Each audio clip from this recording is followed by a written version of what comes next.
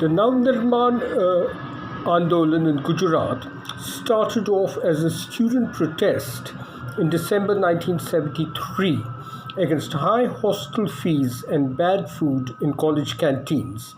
The agitation spread within days as housewives joined to protest against high food prices and shortages of numerous commodities.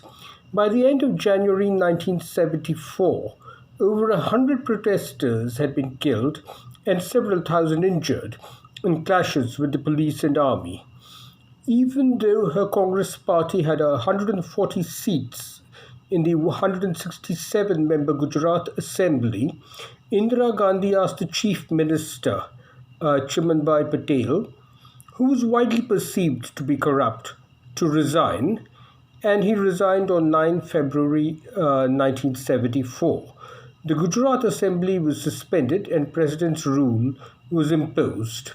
As soon as Chimanbai Patel resigned, JP, Loknayak Jayaprakash Narayan, he visited Gujarat on 11 February 1974, and he spent several days interacting with the agitating students. And JP later wrote, "I wasted 2 years trying to bring about a politics of consensus. It came to nothing. Then I saw that the students in Gujarat bring about political changes with the backing of the people, and I knew that this was the way out." Even though the assembly had been suspended, the students, instigated by JP Jayaprakash Narayan and Morarji Desai, demanded the resignation of individual members, MLAs from the assembly, and they managed to force 95 MLAs of various parties to resign.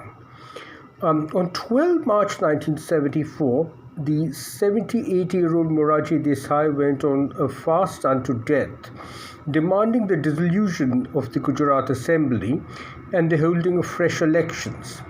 Morarji Desai's condition deteriorated rapidly, and Sanjay Gandhi told his mother that Morarji Desai should be left to die because he was not a mass leader.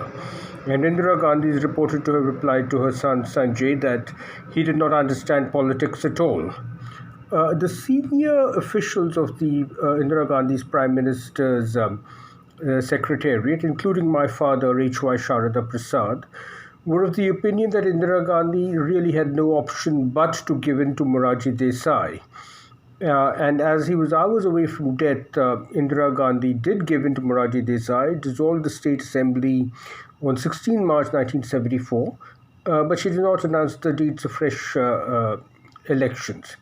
So one single elderly politician determined on a fast unto death had pulled down a powerful chief minister who commanded a massive majority, 140 out of 167 seats. And Professor P. N. Dar, who was the principal secretary of the Prime Minister, said, "Congratulations poured in for the success of the students' efforts from many quarters, but nobody shed a tear for the demise of the rule of law and the constitutional means of changing governments via elections." After a lull of a few months, Morarji Desai announced in the first week of December 1974 that he would launch a protest dharna on the floor of Parliament, inside Parliament on the floor of the House. And Indira Gandhi told my father, H.Y. Sharada Prasad, and other officials to quietly negotiate with Morarji Desai without her son Sanjay Gandhi coming to know about it.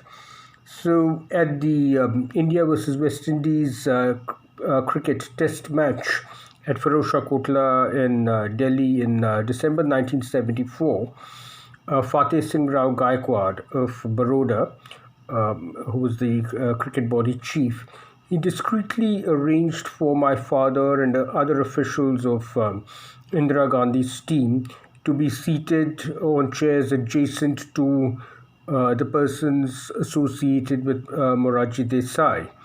And as Vivian Richards and Clive Lloyd hammered the Indian bowlers, Richards made this famous 192.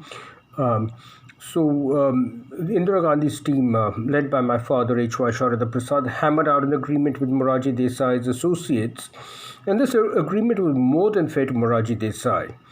But surprisingly, Morarji Desai refused to accept the agreement which was negotiated by his associates, even though it was really realistically the best that he could have hoped to obtain. And Morarji's own associates were bewildered as to why he was refusing to ratify an agreement which was so much in his favor. And then the reason actually was that the offer made by my father on behalf of Indira Gandhi was so generous that Morarji smelt a rat. And the suspicious Morarji Desai, he showed my father's offer to JP Jayaprakash Narayan, and Jayaprakash Narayan dubbed my father's offer as a cleverly designed political rape. And Morarji replied to JP that this is the battle that I've been dreaming of since 1969. After his dismissal by Indira Gandhi, Chimanbhai Patel started his own political party, and Morarji Desai entered into an alliance with the very man whose corruption he had railed against only a few months ago and whom he had got dismissed. So Morarji Desai, this confirmed Indira Gandhi's beliefs that her opponents, JP and Morarji Desai, would go to any length, any extent to overthrow her, including entering into unscrupulous, opportunistic political alliances like what JP did with the RSS and Morarji did with Chimanbhai Patel.